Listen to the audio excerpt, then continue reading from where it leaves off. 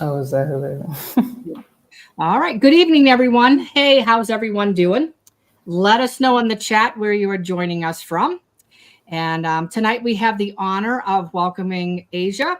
And Asia is a self alignment coach. And what I love about this is she takes this to a whole new level where she empowers others to align their lives and their bodies to manage their well-being, alongside her, and to help them go after their desires and helps them on their healing journeys. So welcome this evening.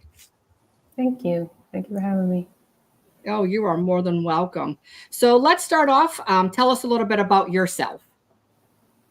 Sure. I'm Asia, like you said, self-alignment coach, trauma trained. And so most of what I do is help people to work through their trauma because trauma is the disconnector from yourself, right? So working on trauma is what brings you back to who you are, what you like, how you move in the world, how you see the world. And so just being able to do that. And it helps people to take control of their lives so they can live the life they really want. Absolutely. Sorry, I'm gonna here.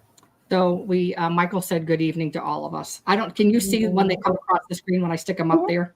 Okay, good. I just wanted to make sure you could see them as well. That's where the questions and stuff will be as well. So, Okay. well, good. So I love the approach. When Asia and I first met, it was just amazing. Like her wealth of knowledge is, it's just the things that she's done to her, to work on herself and kind of get to the healing portion of it and the recovery portion of it is just absolutely amazing.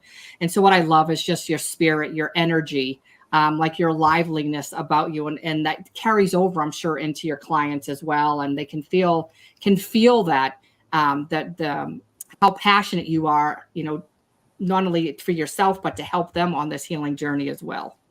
Thank you. I hope it does. Yes, It's important to me for everybody to heal because it's really dictating our lives and we don't realize it. And so many things we think, it's happening because of this reason or that person or all these things. And really, it's kind of us. And so when we can start to look at ourselves and do our own healing, then we have the power to change what's going on outside of us. And I think everybody should have that power, but we're not taught those things. So I feel it's important to get that out.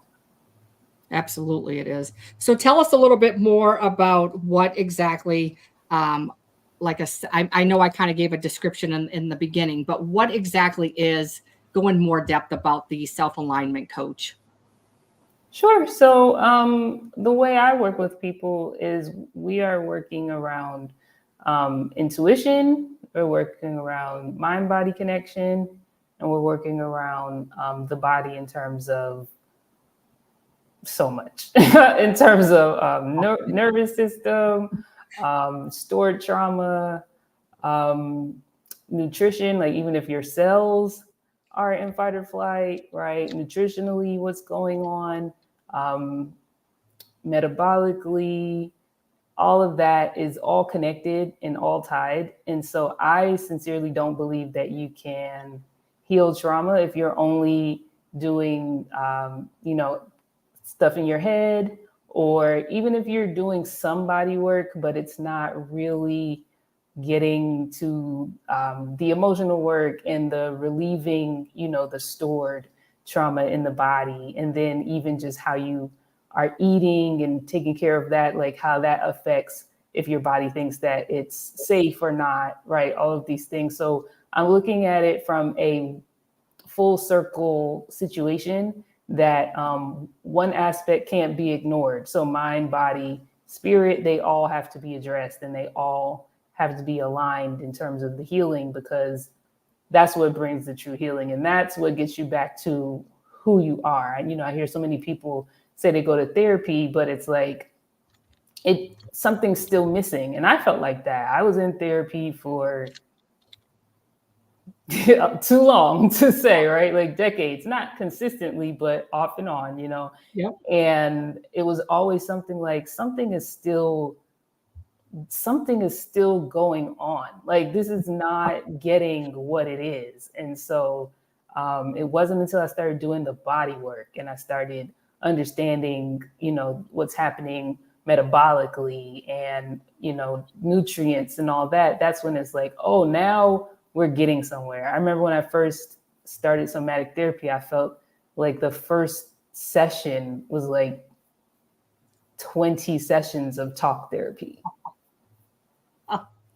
So, and I don't knock talk therapy. Everybody needs it. There's a time and a place for everything, but I had been doing it so long and I had been feeling like this is not doing it. And so when I started somatic therapy, it was like, oh my gosh, this is amazing because this is what I was looking for. Right. So take us through the journey of what I know you described some of the things as far as that, but take us through your recovery. Take us through the things that you did to help you recover on your journey, because it's fascinating to me that, so I want to share this before, is that you kind of self-healed. There was so much education and so much self-healing before you even became a certified trauma recovery coach. Yeah. And so you had all this knowledge and you just kind of took it and, went to I guess, a higher level. But what intrigues me about you is just the things that you did. A lot of these things, and that's why we do this, because it's healing strategies for trauma survivors. So kind of walk us through what you did day to day, or however you want to explain it, but what healing modalities you used on your recovery journey. Well, can I give a little backstory about where I was when I started this? Absolutely. I think that's important. Please. Yes. So what I will say is I grew up in trauma. My mother, she seemed narcissistic. And so from like my teens, I was like, what is going on? What is wrong? And around 19, 20 was like, oh, she's a narcissist. So I really dug in to narcissism. And I did what a lot of trauma victims do, is like learn everything I can about narcissism, thinking that's healing, but that wasn't healing. I just became like a master on what narcissism was. And so all that to say, I had been doing some trauma work, but not really what I ended up doing, right? And then I had started to have some health issues, nothing major. I just didn't feel right. Like I could never pinpoint what it was. I just didn't feel good. I always felt like I was just kind of dragging. And then I had gone to the doctor and they said I had a cyst in my thyroid. So I went to see a naturopath to work with the cyst, and she had prescribed me 5 different things that I know now as several detox supplements and what have you. And I now, knowing what I know now, I'm like, I cannot believe this woman did this. So she gave them all to me and told me to start on them all at once. And never do that ever, please. And so I did that. And literally the next day, my entire life had changed. I had insomnia. I was highly sensitive to things that I had taken before that was no issue. Vitamin C, magnesium, certain foods. I had no issue with any of these things. All of a sudden, I had an issue with all of these things. They would trigger insomnia. They would cause like really high levels of anxiety. I had anxiety for the longest time. I didn't know it was anxiety because it would only come at night, and it would be this like weird, flowy, cloudy feeling. And that's not what I knew anxiety to be. So for the longest time, I didn't understand that it was anxiety. I had chronic fatigue. I couldn't function anymore. I had went from working like 40 hours down to 25 because I just literally couldn't sit in front of the computer for long periods of time. And it just changed my entire life. And then when I would go to the doctors to ask for help, they would take all the tests and say everything was normal. And I'm talking allopathic, functional medical, all of it. They all said everything was normal. And I'm like, this is not normal. And so I remember I had this really awful encounter with this naturopath, a different one. He had no bedside service, nothing. He was horrendous. And like, we literally got into it. But what he said was, he said something like, when you get out of being stuck in fight or flight, then you'll be better. But he said it like that. Like he didn't like, hey, you're, it was just like this rude, and I was like, so I wasn't taking anything in that he said because he was being so dismissive and rude. I had already been dealing with this for 6 months. They told me he was a great doctor, and this is the way he's talking to me. So I was like, forget this, I'm out of here. But for some reason that stuck in my head. And I just started researching, like what happens when you're stuck in fight or flight. And that's when I started learning about sympathetic and parasympathetic systems and what happens with your body. And then I started learning, somehow I came to somatic therapy. I don't remember how, but when I started digging into that, and then I hired a somatic therapist, and working with her, she helped me to start really coming out of fight or flight. And that was the first time I realized it was so profound, because I realized I had been in fight or flight like literally for 40 something years. Like I didn't know that you could feel different. Right. Wow. So I would have these periods of like feeling normal and had no idea that this was what normal was. I thought before was what normal was, but it wasn't. It was being activated. And Wow. so working through that with her, and for the longest time, I would just work with her just so she could co-regulate with me, because I didn't know how to co-regulate myself. I didn't know how to regulate my own nervous system. And so that was like, I noticed that I would always be calmer after the call with her. And so sometimes I didn't even have anything I wanted to talk to her about. I just needed her nervous system, right? Yes. And like seriously. And so I did that. And then I'm always researching. So then I started learning about like your metabolism and your cells, and how like if you don't eat at a certain cadence, how it's impacting your blood sugar levels, and how that is, just these downstream effects. And like how if you're not eating at a certain level, your body, your cells are still in fight or flight, because they're like, hey, we don't know when the next thing's coming, right? Mhm. And so just really thinking through my whole life of like what nutrients I didn't get, what traumas I had that I hadn't even been processing, um, so many things. So I did acupuncture, I've done sound baths, I've done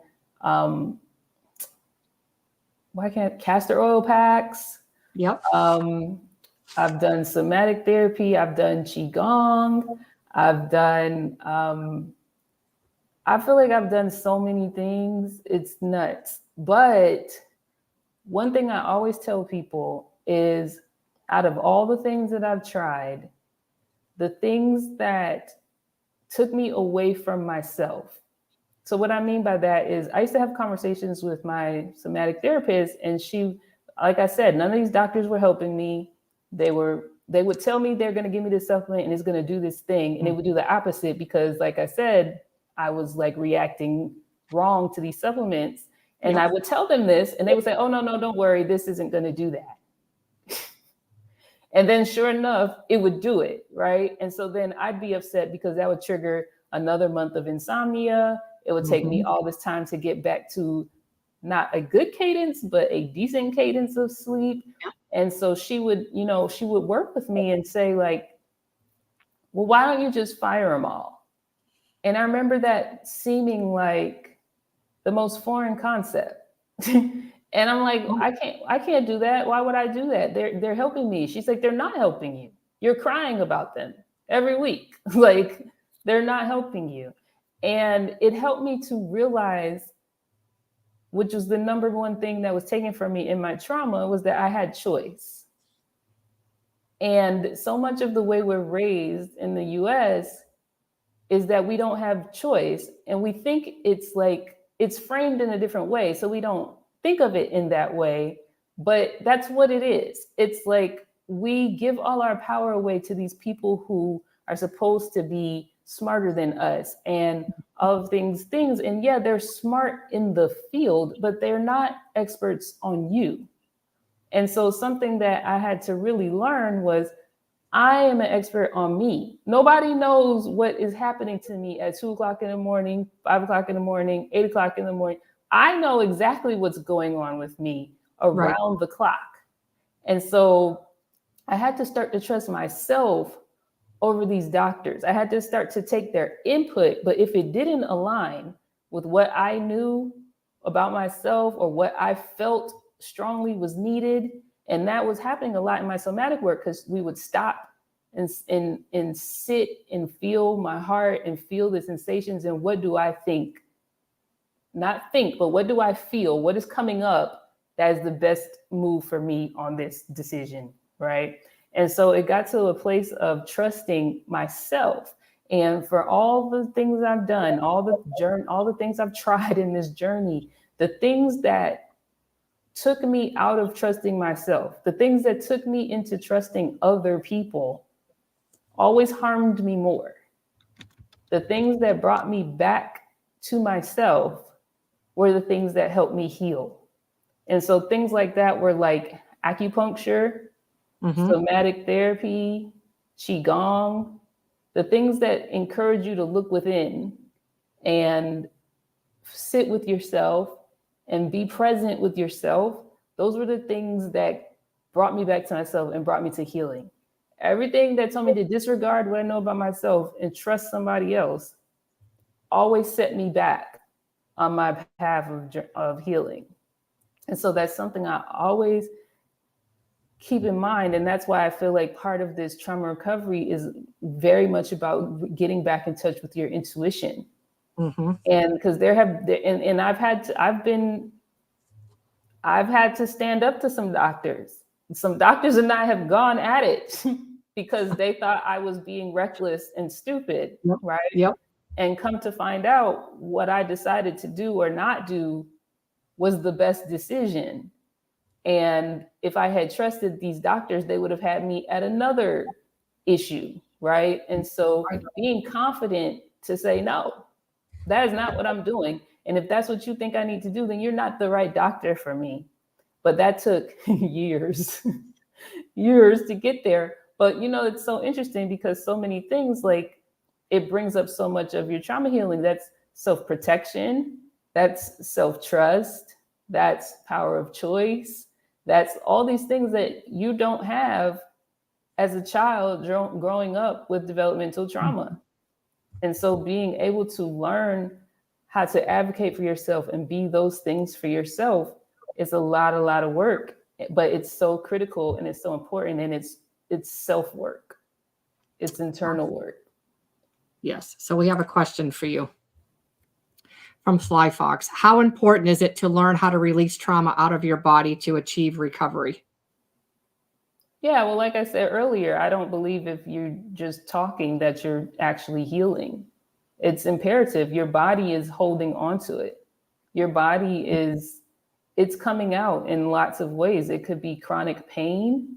It could be autoimmune. It could be different kind of illnesses. It could be skin rashes. It could be allergies, right? So you can go to therapy and talk for forever. And I was doing that when I said I first started feeling sick, but I couldn't really say what was going on. I had been in therapy for 10 years, but my body was still expressing something else is happening. And it wasn't until I started addressing the body did I start reducing and getting rid of those symptoms.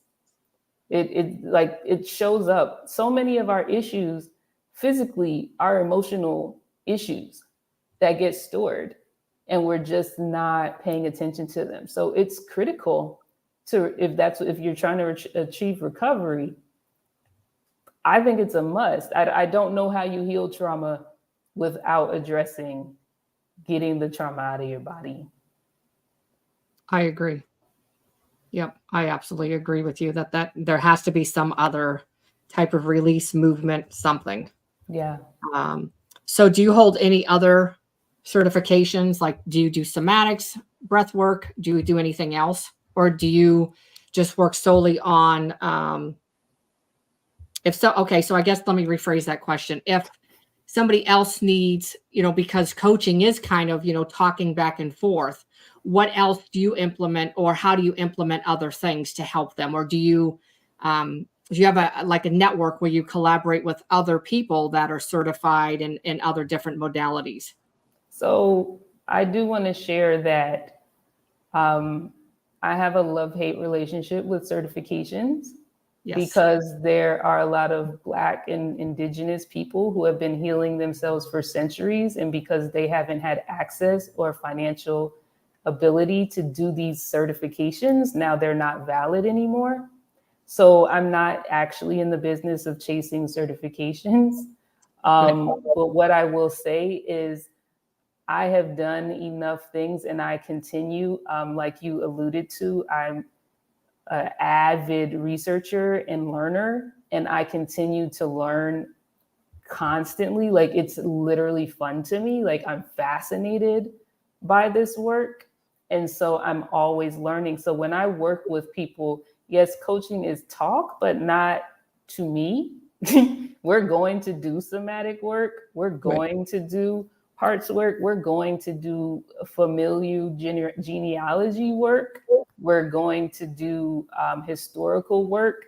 It's not just let's sit here and talk, right? We're even going to bring in joy or play. And it's not always going to be this so heavy, do or die, what's wrong with me, Yeah. right?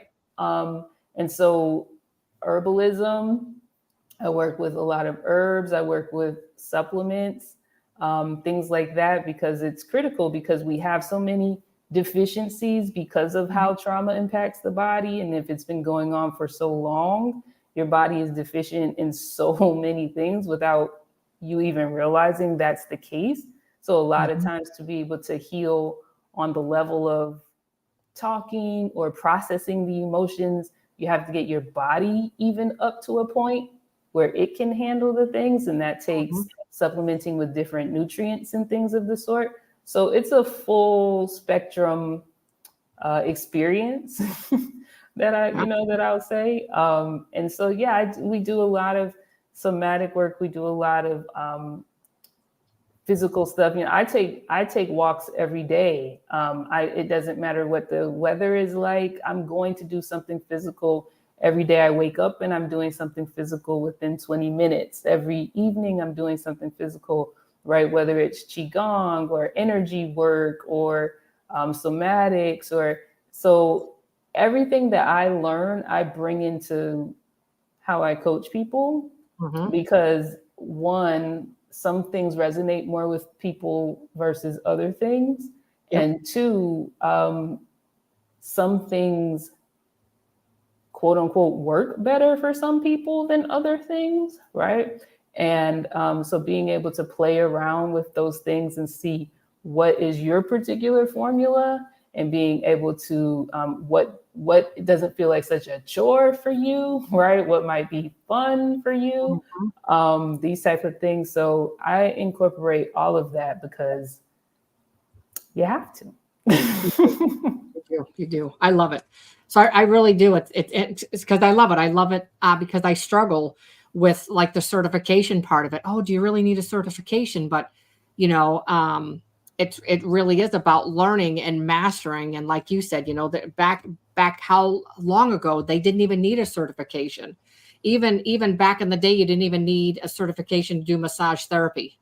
So Yeah. all these things, when you self learn, when you're self taught and you learn yourself all these things, it's like, as long as you're comfortable and you have confidence in yourself, I'm right there with you. I don't think you really do need a certification, Yeah. as I long as mean, you have the knowledge. it's a fine line for sure, right? There's It is people out here who absolutely. claim they know stuff and they don't know anything, right? Don't know And, nothing. and trauma is not anything you play with, right? So the reason I did get certified in trauma is because I know it's not something to play with.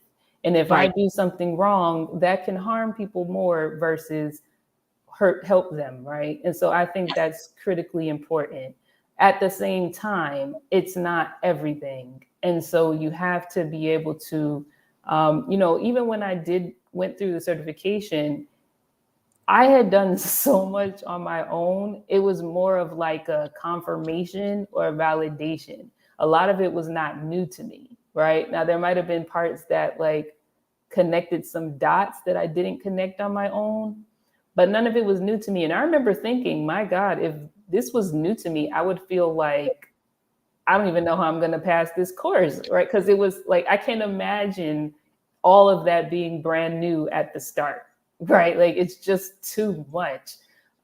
So I do think certifications have a place, but also let's not give them too much of a place. And you have to vet people. And one of the things that I really try to talk to people about is how to vet people and how to vet coaches and, you know, how to and as trauma survivors, that's important for us to do, right? Because if we, you know, if we're still kind of have our safety meter a little not right, right, we're gonna connect with coaches that are also probably a little not right, you know. And so being Yep. able to really hone in on what makes somebody a qualified person. And I think there's a lot of people who even have like the things behind them, the certifications, the degrees, the whatever, and they still really actually aren't qualified to do the work, right? So Right. that's not really the gauge.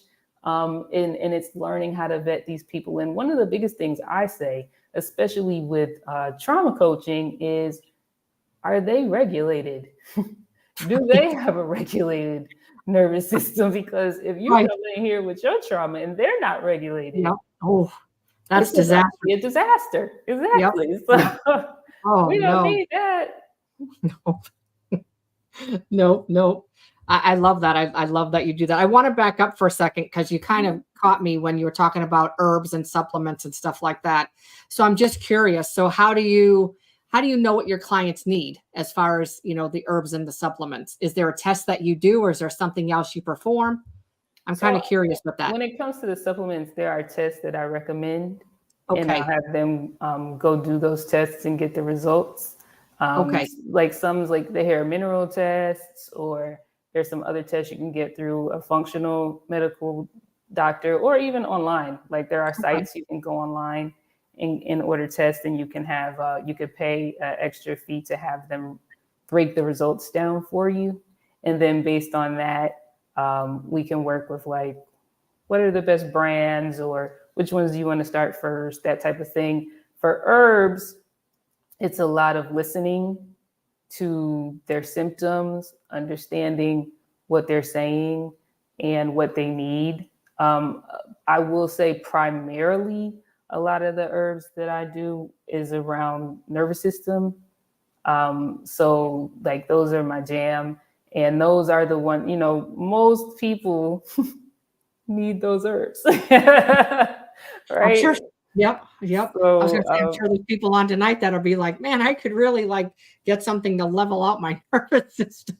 yeah, because it's hard. Oh, It's hard when it I is. did it. I did it on my own, and it's such a journey, and it's hard. And so having assistance, having something that's helping your body, that's guiding, like helping you calm down when you can't do it on your own, right? And I don't believe in like letting those do the job. So we always start very small, and it's if you're increasing, there's a real reason. It's not just hey, let this do the work. That's Yep. not what we're doing at all. It's just to give you a little relief so you can focus on doing the work we're trying to do, right? And most people are incredibly dysregulated. And then there's some nutrients that just as a society, because the way our agriculture is, the food, that we're just deficient in probably 80% of people, right? And so, especially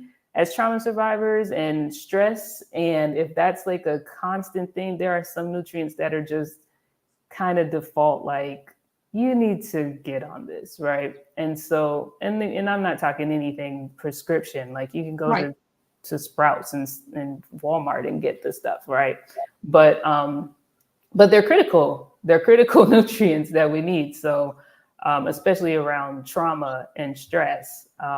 So to help your body have what it needs to quote unquote fight the stress is important. So that's some of the ways that I go through it. I like that. I like that. Yeah, there's so much stuff out there, but I like that you take that approach then, um, you know, to let them know, because there's a lot of good herbs and supplements and things like that that'll really help them and things like that too. So what is the success rate for your clients?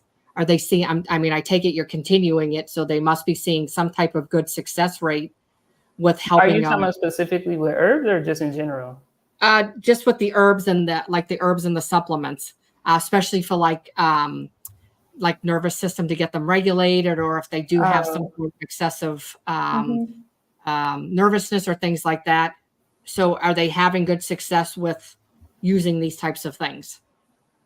Yeah, but like I said, it's hard to say it's all that because that's not Right, all we're doing, right? So right. that's just one of many things that they're doing. So it's hard to say this is the success rate specifically of valerian, right? Okay, okay, Because we're incorporating so many other things that they're supposed to be doing, like maybe okay, taking a walk or maybe doing deep breathing, right? And all of that impacts your sympathetic and all that kind of stuff too. So to pinpoint it just on the herb is really hard to do. okay. If they don't like how they feel, or if they say some kind of adverse thing, and adverse just might be maybe they feel a little more anxious or Yep. something like that, then we'll pull off of it or shorten or try a different herb, right? Every herb doesn't work for every person, right? Correct. And so Yep. being able to say, okay, maybe that's not the herb for you, let's try this one. There are several herbs that fit into categories that can help people. So it's more around like that, looking at what is the best herb for you. And again, a lot of the work is also connected with your intuition. And so being able to be clear around, yes, this, I feel good with this, or I think I'm ready to stop this, that kind of stuff, because I don't think I know more about a person than they know about themselves. Right. And part of my work is to help them tap back into who they are and what they know about themselves. So I, of all people, need to trust what they're telling me, right? And so Yes. that's the way I look at it. And I wish I could just say it was just the herbs, but since we're doing so many things, I can't just say this is the herbs. Yeah. Well, I mean, even if not, I mean, at least you know it much. I guess the combination of everything is working. And so Yeah. that's why I brought up like the success rate, because if it's working along with everything else, it lets you know that you can go the natural way. I'm always looking at different like holistic healing and Mm-hmm. excuse me, the natural way versus all of these other things that they try to put in your bodies and things like that too. So I'm always looking at natural remedies to help what's to help obviously, and I'd rather take an herb or an essential oil than I would like a Xanax. That's just me personally, or Yeah. something like that. And because I used to be on that, I used to be on Xanax, and then I was on Clonopins, I think it was, and I was like, holy mackerel! I felt like I was like out in left field somewhere, and I thought I can't function. And I Yeah. started doing essential oils, and I absolutely love it. So I am all for the herbs and the supplements, the essential oils. Yeah. I'm all for that. And I think it's a combination of doing all of that together with everything else, with the coaching. But I love the modalities that you do. I love the different approach that you do, because that's what I love, because you're very inspirational, and Oh, the thing, and you're very unique. There may be somebody else that kind of coaches, but I love it because the different modalities that you're learning and you're teaching and you're doing with your clients. Most coaches, it's usually just talking, or they may have some sort of little bit of education. But I love that you think outside the box and you're like, okay, we're going to try new things until we find something that's working, and you get them up and moving. That is most important. And I don't think a lot of coaches understand that. Maybe they're not there yet. Some of them do, but I think there's a lot of them out there. Nothing against them by any means, but they just haven't learned that movement is a huge step in the direction of healing. Yeah, I mean, it's not their fault though, right? That's like Absolutely, how it's our not. medical Nope.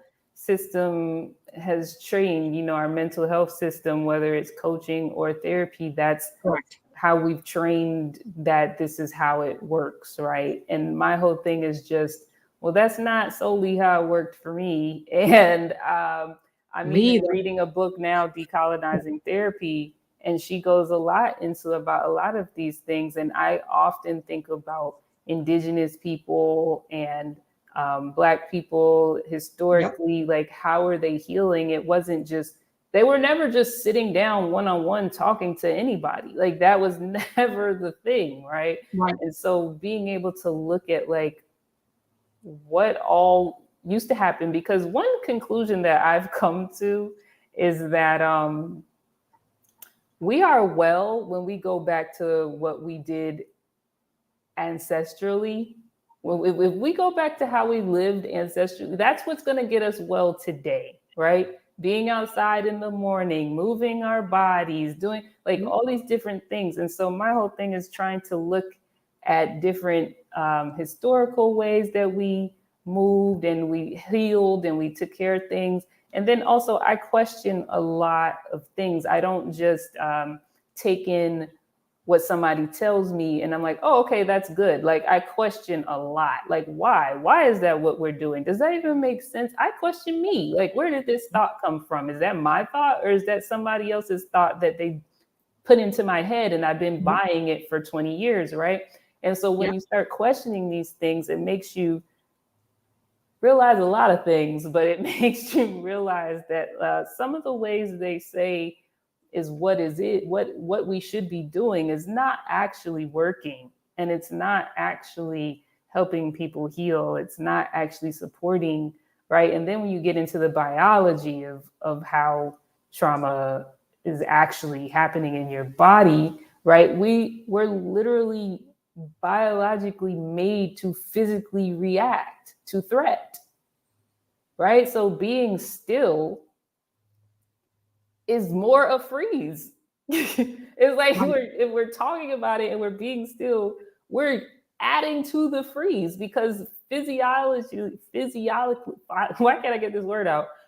We're made to respond. We're literally made to move. We're literally made to physically respond. We're made to run. We're made to fight. We're made to, and those are physical movements, right? And just because we don't actually go fight somebody and we don't actually go kick somebody, it Yep. doesn't mean we don't still have to get that energy excreted from our body. And the way that happens is not by talking, it's by actually moving. We have to do these movements, not to a person, but we have to get these movements out. We have to get back to our facial expressions actually being like if we feel disgusted, we need to start looking disgusted, right? We need to start getting back to these things because these are also part of the cycle of getting the trauma or processing the emotion of the thing and it moving through you instead of it getting stuck in you. Mm-hmm. That's huge. Yeah. Yeah. So yeah, get stuck in the physiological. Is that the word you were looking for? Yes, thank you. Yeah. It's Looking it's for all that. right. It's all right. You should hear me. I was on the call the other day and I can't say traumatization. I said it, but I was on the call and I was like, oh, I can't even say that word. So you should hear me. Yes. So yeah. So yeah. So that's and I only know that because it's in my workbook. That's the reason I know. That's the reason I know that word No and worries. stuff like that because that's exactly where the trap trauma is literally stuck in our physiological and so Yeah. that's what Asia's saying that you literally need some sort of movement. Is it Qigong? Qigong? Is that stretching? What is that? Is it what? What'd you ask? Is it stretching or is it meditation? No, it's a Chinese movement. I don't know what to say. Have you heard of Okay. Tai Okay. Chi? Yes. Okay, so it's like I like to call it a elementary level Tai Chi. Um, Okay. Tai Chi has these very specific movements, and you have to do it in a specific order, and Okay. Qigong's not like that. It's more like flow and movement. But what got me really caught up in Qigong is they have specifically medical Qigong. And Okay. so they have specific ways of movement that is specifically to address healing the body from medical needs. Okay. And their whole thing is energy gets stuck in the body. And because we're not moving our body in these different ways, we're not even touching the parts of the body where the energy may be stuck. And so you do these different movements that get into places that you probably would never really get to if you're just doing whatever you do day to day. And it starts to like push and release the blocks and get energy flowing through your body. But I like it because you don't have to memorize it. You can just follow somebody and it's like slow. It's almost like a moving meditation Okay. because as you're doing it, you should be breathing in deeply. You should be present to feel like the movements in your body, like literally feeling your elbow move and feeling it, right. Okay. And so it's almost like a moving meditation. And so between the presence and the breathing and the actual movement of the energy, um, it's actually really healing. It helped a lot with my insomnia, actually. Okay. So I always, when I would get highest insomnia, I'm like, oh, I've been off my qigong, and because it kind of pulls you back into the parasympathetic state, right? And so, but it's really fascinating. So I actually really want to get trained in medical qigong, but I haven't taken that step yet. But I really love it. Yes. I think you're about the third or fourth person that has spoken to me about this. And so maybe that means that I maybe need to try it. I don't know. So I kind of have maybe a personal question. If you don't want to answer, that's okay. It's not too bad. Did you have a release? So did you have like maybe like an overwhelming release when you did it? Or did you What, have any type of qigong release? in particular, or? Yeah. Yep. Yep. I'm just Mm-mm. curious because you know Yeah. some like if you do somatics or if you do this, sometimes Mm-hmm. people have those releases, and I think sometimes people get afraid to do them because they're afraid of the release and what may come up. So just to tell our audience if it's something that they may be interested in doing, you know, because some of them there are some releases, and then people get nervous and they're like, "I'm never touching that again." Yeah, no, So, I didn't have any particular release. I tend okay. to, there are different ways that your body can release and when it starts coming into regulation. And so, like, that could be yawning, it could be shaking, right? There's lots of different things. And for me, mine seems to be yawning. And so, Okay. anytime I start to, not anytime, but like if it's particularly, I'm not sleepy, right? Like the middle of Yep. the day, and I start yawning, my body is coming back down and it's releasing. So I always have like these slow releases. I will start yawning with Qigong, even somatic therapy. I will start yawning when she's co regulating with me, or even stuff that I'm doing on my own, if that's particularly why I'm doing it. I'll start yawning. So I've had these subtle releases. I do have a program though that I tried. Um, it's like a hip work program, Okay. and she commonly talks about there being a release after a certain amount of days that you do it. And I understand what you're saying because I have yet to consistently do it. And I think it's because what is this release going to Yep. be, right? Yep. Like, I'm okay with the subtle yawning and all that, but like, you keep talking about this big release. Like, I don't know about that. So I understand that. But Yep. also, I feel like some of the things that I have been hesitant of around my recovery has been some of the greatest things that I needed, right? And so I would say don't shy from the release, especially if you need it. That's, the reason I even bring up this course, because as far as I am in my trauma recovery, I still want to do it because I still feel that in my hip area, I might Yes. be holding on to some trauma. So it is on my goal to get through, this program to see if I do have a release, because I do believe that I do still have some stored trauma in my hip area. Absolutely. Yeah. Mine is all sitting in, like in my lower back and in my psoas muscle. That's where my trauma sits. Mm-hmm. And then around, my pelvic area as well. So it's like, so I'm always looking for something. I Yeah. love the swimming pool. I get out there and really do a lot of movement because, of course, I can stretch and move and bend and everything else that I can't do sitting on the floor. But I'm Mm-hmm. always looking for different things to try, um, to get everything moving and things I'm like that. fascinated with the psoas muscle because there's so many things around that is like, oh my gosh, this same woman that I'm thinking of, she talks about just different things you do that if you do it, it's like probably a trauma, like because you're still holding on to trauma. And she says, if you often sitting or laying and you go into a fetal position, that's around your psoas muscle because it's Mhm. used to contracting in that Yep. way. And Yep. if you lay with what she calls T-Rex hands, so if you lay in your bed and you lay kind of like this or like this, Really? that's yeah. And I remember like looking at this and being like, who does that? And then I got into bed that night and I was like, oh my God, I do that. Like that's what I do all the time. Oh, And I'm man. always curled up in a fetal position somewhere. People Yes. are always commenting about how if I'm on a couch, like, wow, look at you, you're in a ball. Like I could never get in a ball like that, but I'm always curling up. And so that's why I really want to do this hip and psoas muscle, because I'm like, I'm pretty positive I still have a lot of trauma stored in those areas because I still do these movements or what have you Yep. very naturally, that actually they're like, who's in their 40s still laying in a ball like a baby, right? So Yep. Yep. I am. Yep. Yep.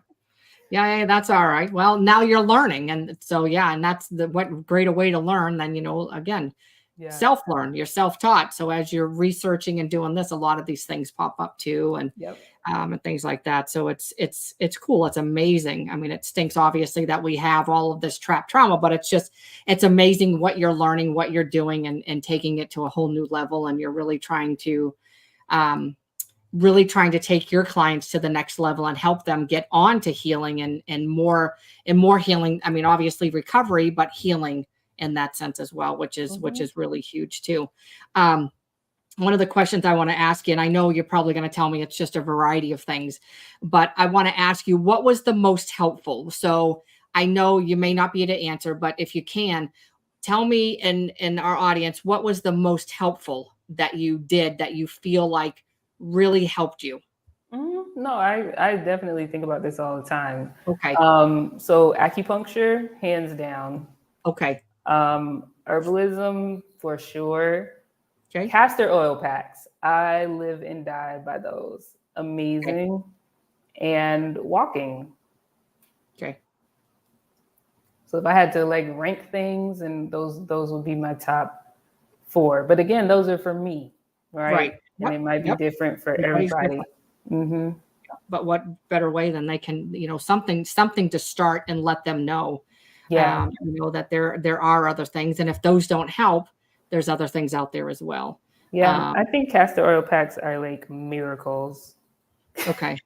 Yeah, it's interesting because we just learned about those. My daughter and I just learned about those recently, and from our nurse practitioner. And so, tell me a little bit more. I want to hear what you have to say about them. I mean, I literally think they're miracles. Like it's amazing. A lot of issues that people with trauma have is the gut, right? Yes. And so the gut that's going to be one of your first areas of issue.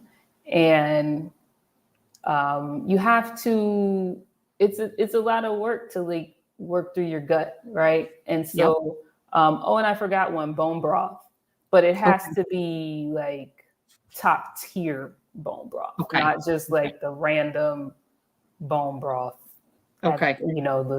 by the cereal. Yes. Yes. But being able to do that and What I find the castor oil does is whatever issues you have going on in your gut, it's almost like an adaptogen, where adaptogens, if we take the same adaptogen, it's going to do something different for you than it does for me, because it goes based off your body and what your body needs, right? And so the castor oil is like, if you use it for your gut, which is the main way people talk about, I mean, you can use it on everything, but using it on your gut, it'll start to regulate your digestive system. It'll Okay. start to get your, if you have slow gut motility, it'll Yep. start to get that regulated. Oh, It'll wow. start to, um, it does something to move you into your parasympathetic. So your sleep starts to get amazing.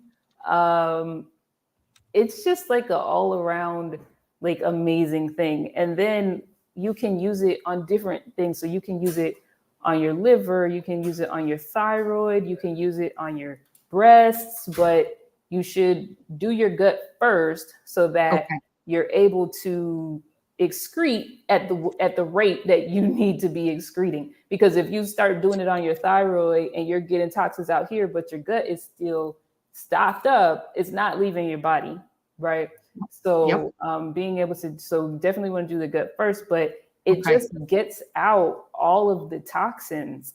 Now, the one thing I will say, with as with anything, like I said before with supplements, I don't advocate for like you doing 2 hours the first night, right? Like I be very very Nope. slow into Yeah. it, maybe 15, 20 minutes the first night, skip the next night, the night after that, maybe 30 minutes, like ease into it and see how you feel, see how you respond. But I would say between bone broth and castor oil packs, and herbs, that's the best way I healed my gut. Now, I also Okay. I'm gonna say this because I don't mention it because this is just so natural to me, but I know it's not natural to other people. I eat very well. I'm not saying castor oil packs and bone broth and then I go eat a lot of fast food or processed food.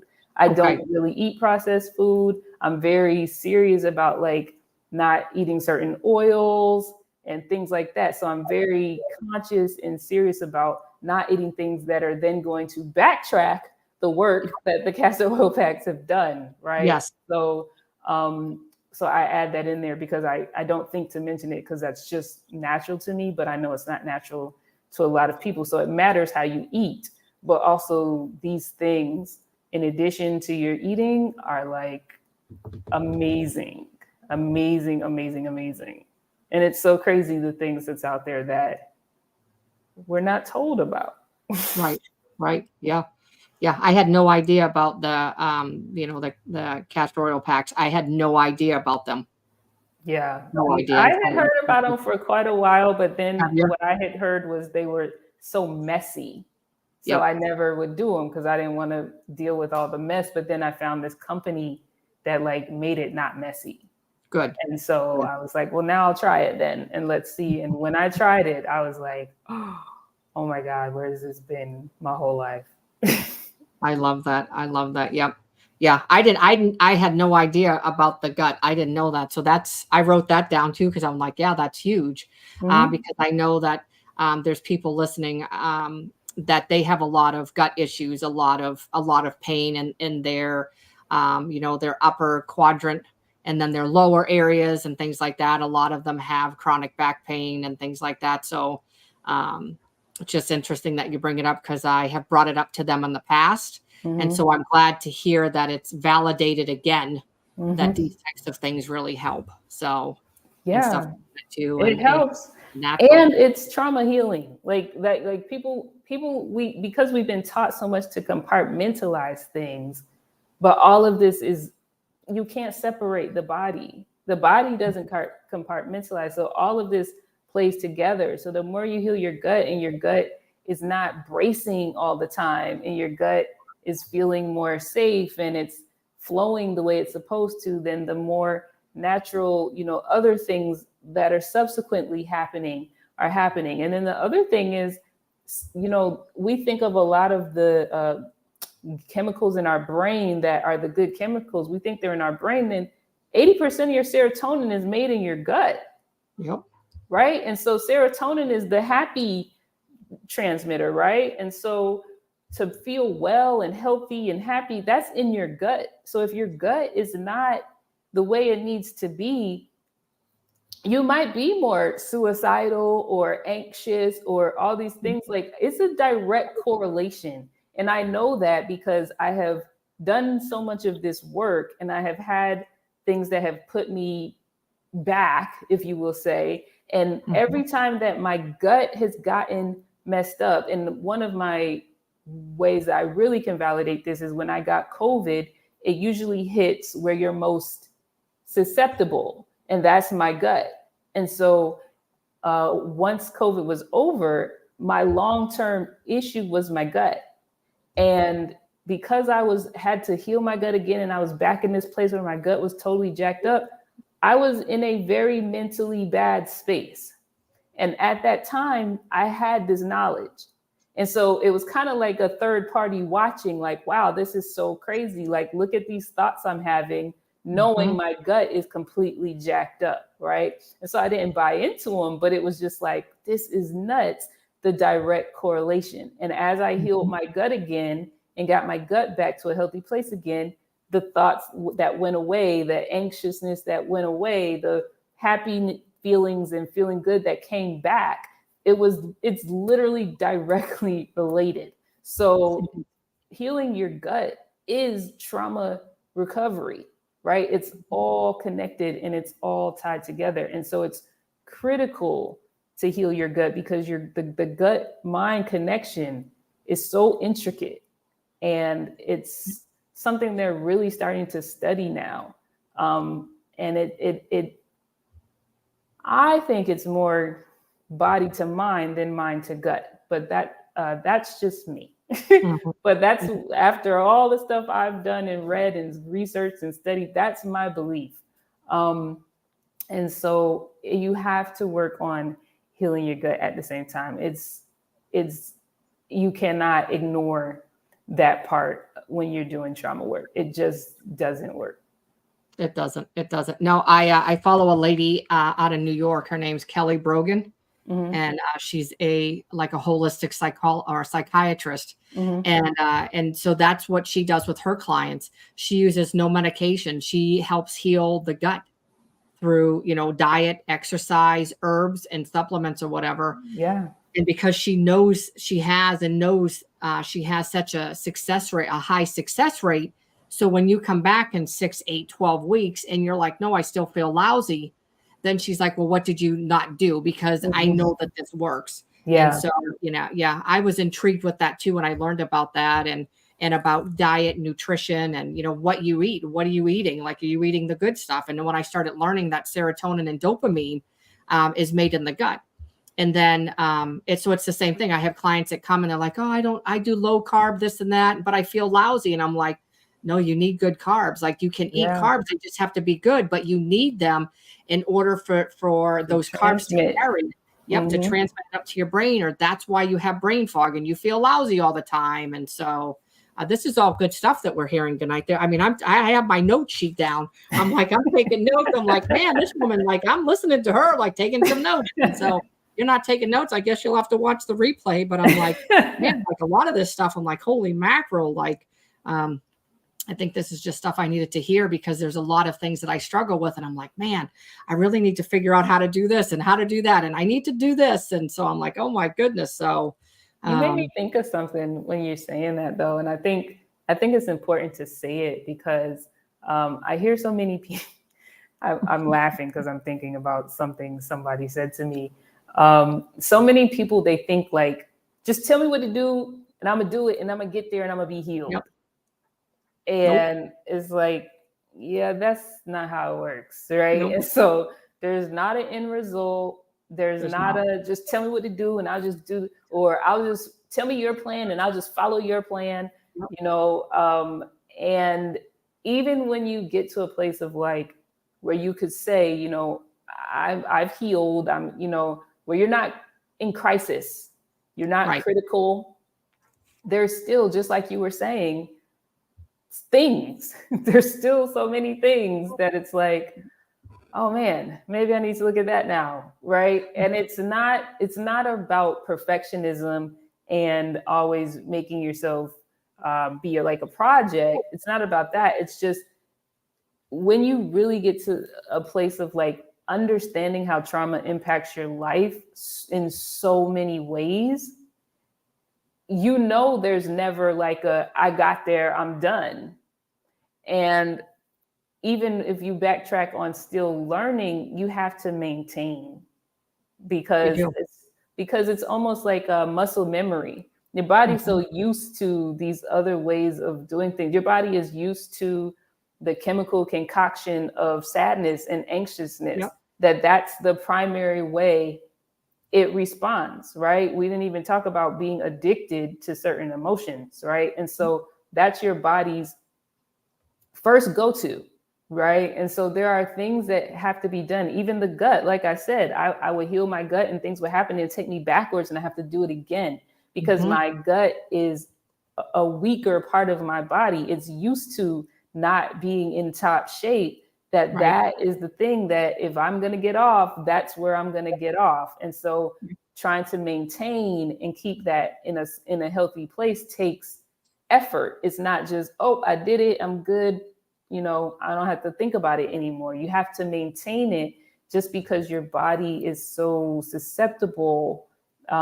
just because for so long in all your developmental years, these were the way it learned to develop. So you're basically telling it, hey, we're redoing this whole thing and you're going to have to like get with the program and stick with it. Right. And so you have to help it stick with it because it's not Yep.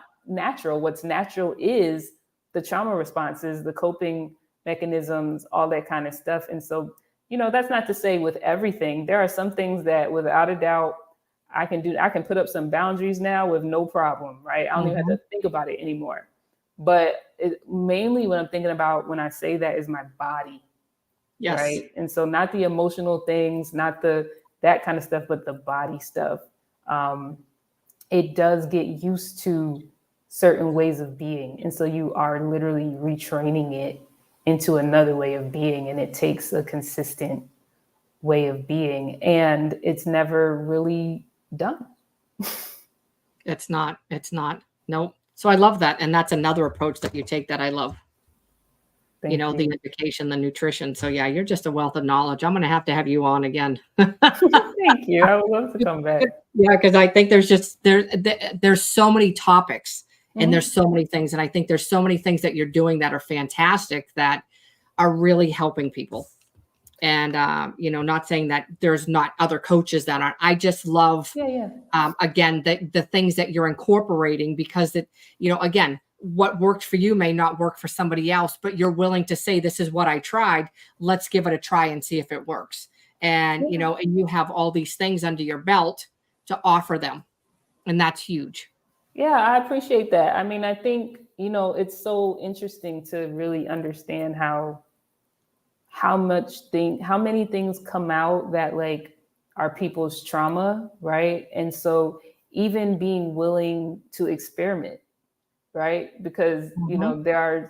there's a set of people who have trauma that it's like, if I can't do the perfect right thing, I'm not doing anything. Right. Right. So it even takes work to be like, hey, let's just try it and see. We don't know if this is the right thing. Right. And so being able to work through that. But I've always seen myself as just like a experiment. Honestly, I'm like, we're going to try whatever and we're going to Yep. see what Yep. happens. I don't do dangerous things, but things that are, just because I don't know about it doesn't mean I'm going to, oh no, I'm not going to do that. And so I'm willing to try most anything and see how I respond to it and see what happens and what seems good. And in fact, I keep going. And there's some things I have tried, one time that I'm like, yeah, I'm not going to do that again. That wasn't really a thing. But I think you have to have the mindset around a willingness. And, it's good because sometimes people come to us and they're so desperate. And that's the truth of the matter. At this point, I say I'm an experiment, but where I was, it was desperation. Mm-hmm. I just could not keep living like this. I would do anything. Tell me what to do. I'm going to do it because I can't keep living like this. And so Right. whatever anybody says, do this, do that, it's done. I remember having a genetics test and they told me I was sensitive to gluten. I had no idea. And they were like, it's not going to be a problem today, but you do have you have a propensity to towards Crohn's if you continue. And Oh, I had a wow. friend who had Crohn's, so I saw firsthand what Crohn's disease is like. And I was like, yeah, I'm good. And I cut gluten in one day. Oh, That's wow. it. We're done. No more gluten. But I was so desperate for things to be better that Mm-hmm. I'm not going to play around with this. Like, I need this to be done now, So it's not always a willingness. Sometimes it's just I need this to change so bad. I'm willing to do whatever. Oh, yeah. Oh, yeah. So my last question to you is, why is it important to work with a coach like yourself while doing all these other healing modalities that you're incorporating? I think it goes back to what we talked to in the beginning of this conversation is I think it's important because to truly heal your trauma, you have to address a full experience, right? We're in this world and we get traumatized, and it's a full experience when we're getting traumatized. It's a mental thing, it's a body thing, it's an emotional thing, it's a spirit thing, right? And so to heal it, we have to address all of it. We cannot ignore parts of it. We cannot just talk and ignore the body, because something that I learned was that when I thought I was okay in my head and I started to actually be able to feel my body and feel it go between, parasympathetic and sympathetic, I realized that my body would know when we were in sympathetic. And in my mind, I thought I was all good. Okay. Oh, wow. So yeah, Yeah. So that's like my mind wouldn't be alarmed at all. I'm thinking I'm fine, nothing's wrong. But my body, when I could now feel it, was completely in fight or flight. oh, wow. Yeah. And So there was a so disconnect. yeah, and so there can be a disconnect, and many of us are disconnected to our bodies. And so being able to reconnect that, to get embodied and to be able to have that connection is critical to actually truly healing your trauma. Absolutely. I love that. Thank you. So Gabby has a question for us. I heard you utilize a baby version of Tai Chi. Can you elaborate on how benefits of martial arts or dancing foster healing? Yeah, I don't know if the Chinese call it a baby version, so I don't I don't want to say that, but yeah, it's the movement. When we talked about the movement, Mm-hmm. it's the movement, and it's also the expression, right? So especially martial arts. Many times as trauma survivors, you didn't have the opportunity to be upset about something, or you didn't have the opportunity to have a temper tantrum when you were 3. You didn't have the opportunity to do these things, right? So martial arts and even dance, right? You can incorporate ways of expressing these emotions, expressing these physical manifestations of these feelings in ways that you were never able to do, as a child, when you should have been able to do these things, or whatever your trauma experience was. And so being able to have a free, safe way that feels good to your body, but also, you can incorporate dance and totally do like a fight scene, right? In a dance, right? Mm-hmm. And so incorporating that expression and the movement that you're getting, that stuff is pulling, it's releasing the stress that has been stored. It's releasing the trauma that has been sitting. And again, it goes back to like moving the energy. So moving the energy where the energy is blocked and the energy is stored. And even different things get stored in different different organs based on different emotions, right? So being able to work in those modalities in ways that are kind of focusing on those organs or those things, something, I had to do a lot of work with anger. And so I did a lot of work with anger. I had a lot of work with anger and fear. And so I had to do a lot of kidney and liver work. Oh, wow. Yeah, because those are tied. Those are fear is kidney, right? Those are completely tied together. And so when I would do a lot of somatic work, a lot of my work was acting out, being disgusted. If I was angry, I wanted to punch somebody, literally acting out, punching, and right, because I never got to do these things before. And I think martial arts and even dance and these kind of movement things, they help us to do those in ways that doesn't seem so odd, right? Like standing in your room punching the air doesn't seem so odd, and makes it in a way that also feels good, but you're actually getting what you need done. Yes. Yeah, that would be kind of funny, sitting in there punching around. Yeah. So Oh, I Gabby, do it. Trust me. yeah.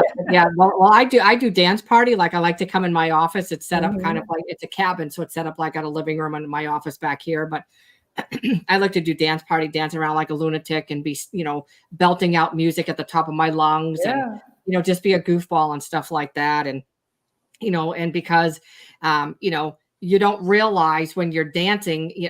So I would rather do dance party than walking. And that's me because I can't stand walking, although I do get out and walk. But I look at it like if I can do like 30 minutes of that, like I'm moving my whole entire body looking like a lunatic, why I'm belting out all these notes because I can't really sing good anyway. But I'm like, oh, I'm getting that deep breathing in and I'm doing everything else and I'm working every single muscle in my body. Yeah. And then the I'm like, singing oh, is doing your vagus nerve. Yes. Yeah. You're doing a lot. Like, oh, yeah. Yeah. And I'm like, oh, this feels good. So I tell all my clients, like, just do dance party. You'll be all right. But you have some people where that doesn't feel good, right? Like No, I know some people who would be like, do what? Even if they're in their room all by themselves, they're not going to do that, right? And that's why it's so important to offer so many options that do the things, because some people are not going to take to certain things and other people are going to take the things. And it's it's critically important to be able to work with a person in a way that feels good to them, because half the problem is they were doing all these things that didn't feel good to them and they were forced to do them. So we're not trying to keep doing that. Nope, we're not at all. So nope. Anything else you want to share? We're at about an hour and 15 minutes. Yeah, no, I think something I want to share is that people are just so scared to heal their trauma. They're so scared to even acknowledge that they have trauma. And the thing I want people to understand is, even if you don't acknowledge it, it's still showing up in the room. Yes. And so it's really a matter of, do you want it to control you or do you want to control it? Because if you're ignoring it, it's still there. And so I say something I've always said is, if you could take 1 or 2 hard years and really work through this stuff, and on the other side of it is like, life feels so much better. You have capacity to deal with so many things. Why not take that over the rest of your life struggling with certain things, struggling with healthy relationships, struggling with communication, struggling with a funky gut, struggling with, right? Like, why not just jump in, do it for, a little bit of time and have your life back? Because at the end of the day, the trauma is ruling your life, whether you think it or not. It is. Yeah. It can be hard to face it and work your way to a better place in life. And it is. It's very hard. Yeah, it is very hard. Yep. They don't want to face it. Um, and maybe this, I'm going to do a giveaway. So I was trying to figure out how to do the giveaway before we get off. But, I get these brain farts every once in a while. And I'm like, how do I do that giveaway again? So with this question here, maybe this brings us up to another question as far as kind of, when they are afraid to face, some people are afraid to face their trauma. They're afraid to face the past. So, give us a little, if you don't mind, give us a little bit of a tidbit of what's the difference between coaching and therapy, because that's a huge thing that maybe some people don't understand as well. Well, I think there's quite a few differences. There is.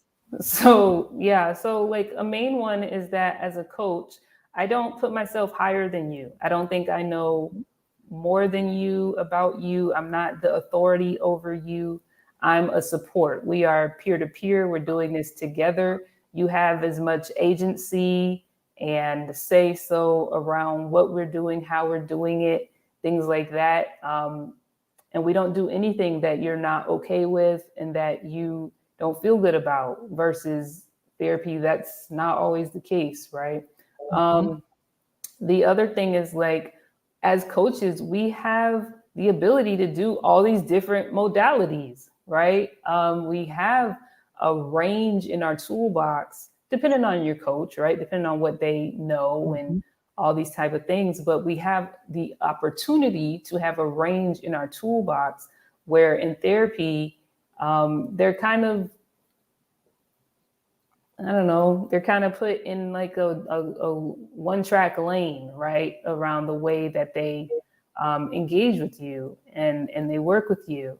And another thing I would say with coaching is we offer a good amount of like education too, right? And so helping you to understand why these things are happening, what's happening in your body when these things are going on. It's not just like, I hear you and tossing back a question. It's kind of explaining um, actually what's going on in your body, what's going on relationally, those kind of things, right? And so you don't just work to process, you learn and you understand, because very much when you start to learn and understand, do things make more sense. And then you're not just waiting when you're sitting with me to do the work. You can do the work at home because you also understand how it's impacting various things and what is happening, right? So there's more than that, but those are some key